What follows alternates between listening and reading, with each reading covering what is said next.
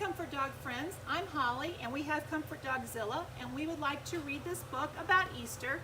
It's called The Parable of the Lily by Liz Curtis Higgs. She's a wonderful Christian author that we've read a lot of books with. So let us begin our story. One wintry day, the farmer's young daughter shuffled through the snow, headed for the mailbox at the end of the lane. Brr! It was cold. She peered inside the mailbox and found a small white envelope. It was addressed to her. "Dear Maggie," the letter began, "I'm sending a very special gift just for you. Look for it soon." Maggie loved getting presents, especially a gift as mysterious as this one. When would it come?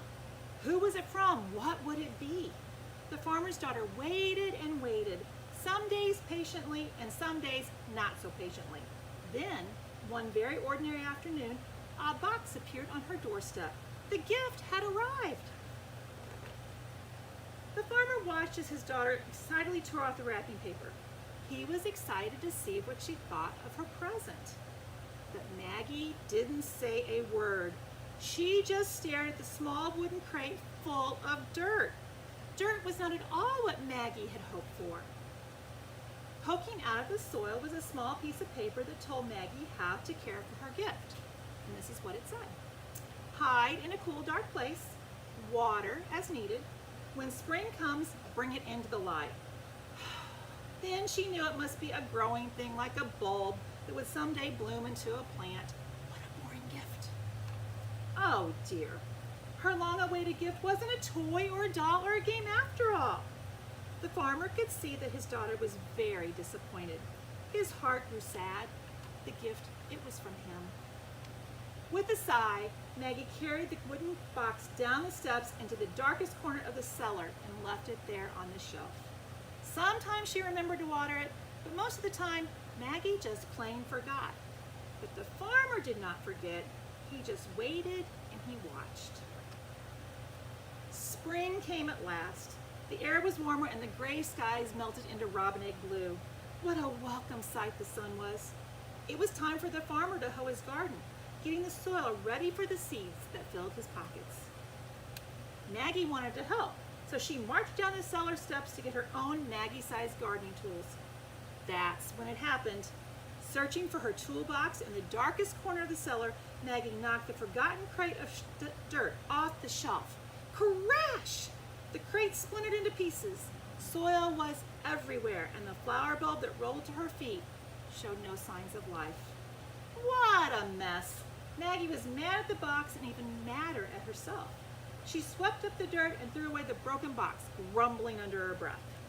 And that ugly old flower bulb? Well, she tossed it out the cellar door, never to think of it again until Maggie woke up earlier than usual on Easter morning. A warm breeze blew through her bedroom window, and the chirping birds seemed to be calling her name. Still dressed in her nightgown, Maggie tiptoed out into the garden. She was hoping to find some daffodils or tulips to decorate the table for Easter breakfast. That's when she saw it. The loveliest lily God ever made was blooming on the edge of her father's flower garden. Its white petals unfolded like a trumpet. Its leaves were green with new life. Its scent was as fragrant as the most expensive perfume. Maggie knew all at once what had happened. She didn't know whether to laugh or cry or shout with joy. So she did all three at one time. "Wake up, everybody, wake up. Come see, the gift, it's alive." Her family hurried out into the garden. They could not believe their eyes. So much beauty from such an ugly old box of dirt. Maggie noticed the farmer standing in the doorway, quietly watching. His smile gave away a secret. "Father, it was you who gave me the gift," she squealed with delight. But suddenly, her little girl smile began to fade. Oh dear. She'd thrown away her father's gift without so much as even a thank you. How that must have hurt him. "I'm sorry, Daddy," she said, putting her little arms around his big waist. "Will you forgive me?" "Oh, my child," the farmer whispered, hugging her tight. That's what Easter is all about. And that is what Easter's all about. We are forgiven, we are saved, we will spend our time here on earth and in eternity with Jesus. Alleluia, He is risen. Happy Easter.